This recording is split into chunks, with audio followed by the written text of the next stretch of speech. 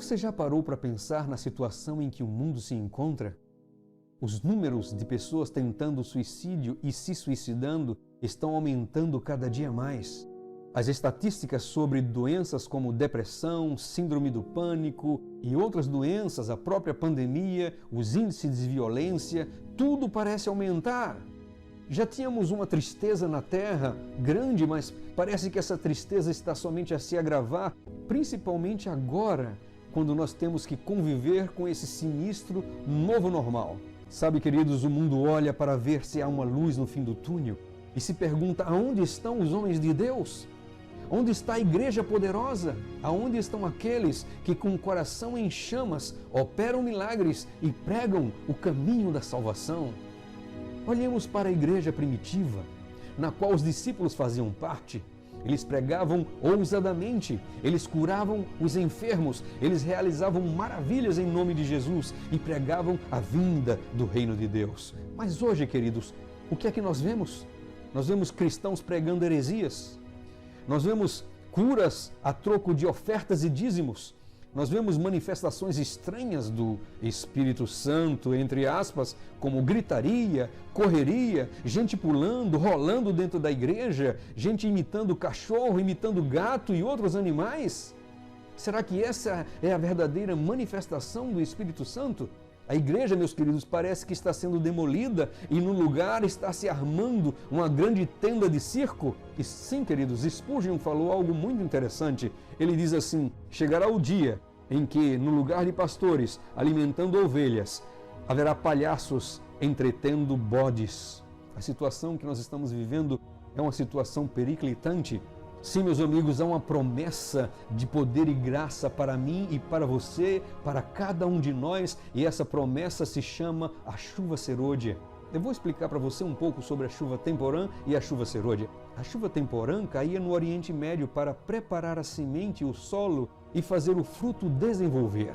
Porém, a chuva serôdia proporcionava o amadurecimento do fruto e aprontava a plantação para a colheita. Deus usou essa linguagem para fazer a sociedade agrícola da época entender sobre o derramamento do Espírito Santo. Assim, nos dias de hoje, espiritualmente falando, a chuva serôdia é o derramar do Espírito Santo de maneira plena e extraordinária sobre o povo de Deus. Assim como nos tempos atrás aconteceu no dia do Pentecostes. Sim, meus queridos, em Tiago 5,7 nos diz: sede, pois, irmãos, pacientes até a vinda do Senhor. Eis aqui o lavrador da terra, espera o fruto precioso da terra, aguardando-o com paciência, até que receba a chuva temporã e a serôdia. Joel 2,28 nos diz: e depois disso derramarei do meu espírito sobre todos os povos, os seus filhos e as suas filhas profetizarão, os velhos terão sonhos, os jovens terão visões. Até sobre os servos e sobre as servas derramarei do meu espírito naqueles dias. O que aconteceu então no Pentecostes? A palavra foi pregada com ousadia e poder.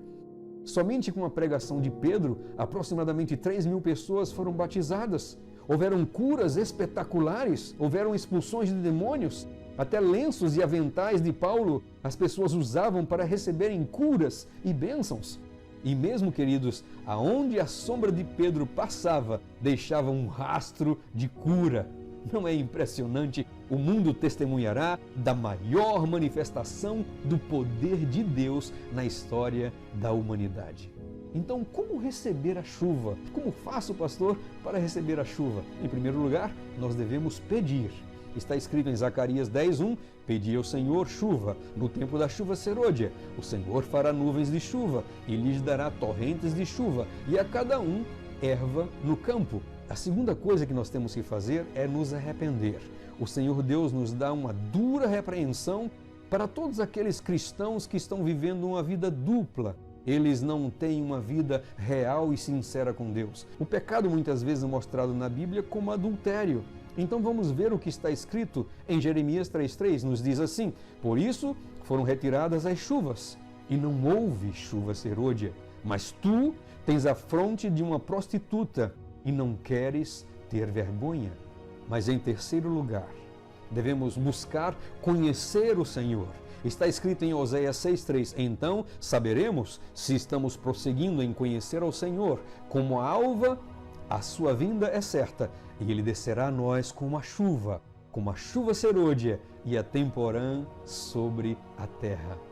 Sim, queridos, e em quarto lugar, devemos pedir o batismo do Espírito Santo. Atos dos Apóstolos 1, verso 8: mas recebereis poder ao descer sobre vós o Espírito Santo, e ser-me-eis testemunhas tanto em Jerusalém como em toda a Judeia e Samaria e até os confins da terra.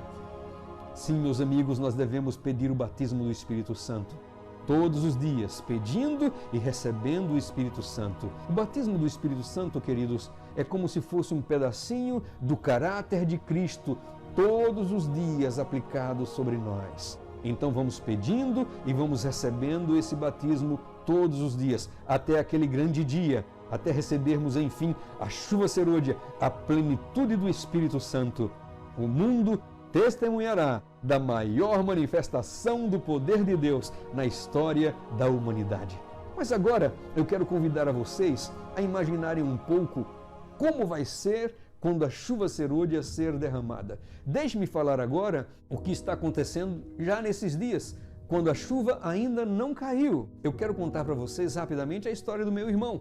O meu irmão teve um acidente vascular, vazamento de sangue dentro do seu corpo. A situação do nosso irmão estava tão grave que ele ficou horas sem oxigênio. A sua esposa estava praticamente preparando o seu funeral, mas a igreja orou, o povo de Deus orou. E o que foi que aconteceu? Vocês sabem, as pessoas não vivem com minutos sem oxigênio, mas o meu irmão, com horas sem oxigênio, enfim ressuscitou. E nós podemos ver esse tremendo milagre e você pode conferir no link abaixo aí na descrição. Um outro grande milagre que você pode procurar nas pregações do Mark Phelan. Ele, pregando o evangelho num grande estádio de futebol, marcou a data do evangelismo, mas estava chovendo muito antes do evangelismo começar. Um dia antes, a chuva estava terrível, uma ventania terrível. Os bancos foram levados para fora do estádio de futebol. As telas de projeção foram rasgadas ao meio. E o caos se instalou, mas o pastor começou a orar, a igreja começou a orar, a data foi marcada, no outro dia começaria a série evangelística. E o que foi que aconteceu? O povo orando, o pastor orando. Meus queridos, choveu no dia da conferência de evangelismo. Choveu sim, mas choveu fora do estádio. Acima do estádio estava um círculo da circunferência, tamanho do estádio de futebol. Lá fora chovendo, lá fora com trovões e ventanias, mas dentro um céu estrelado. Grandes milagres estão acontecendo e a chuva serôdia ainda não começou a cair, meus queridos. Finalmente, o grande milagre do pão que desceu do céu para os nossos irmãos africanos, o maná que ainda cai do céu para os nossos irmãos africanos, e a chuva serôdia ainda não caiu.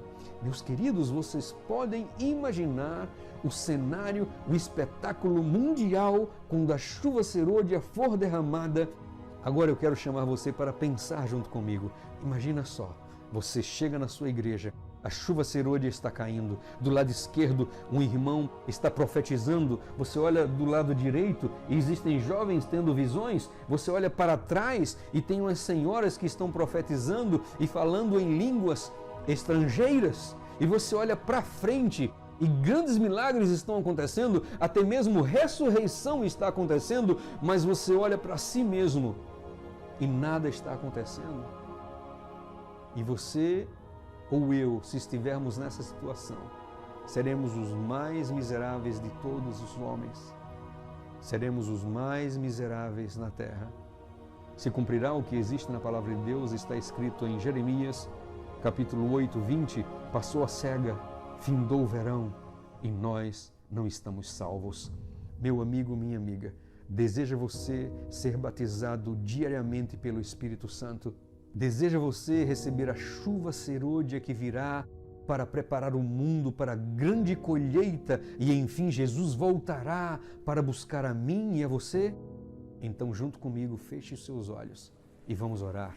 Senhor Deus, nós não queremos ser cristãos nominais, nós queremos ser cristãos verdadeiros. Olha para o nosso coração. Purifica-nos de todas as iniquidades. Lava-nos, Senhor.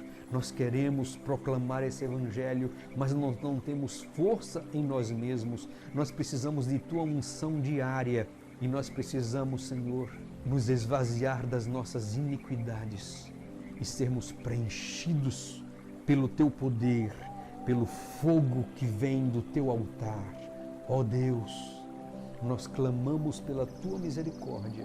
Nós queremos ser contados como o exército de Deus nos últimos dias, onde essa mensagem será proclamada em alto e bom som. Milagres acontecerão, maravilhas acontecerão e eu quero estar lá, Senhor. E eu tenho certeza que todos que estão ouvindo, assistindo a esse vídeo, também querem estar lá. Por favor, Senhor, envia-nos a Tua chuva, no poderoso nome de Jesus. Amém e amém.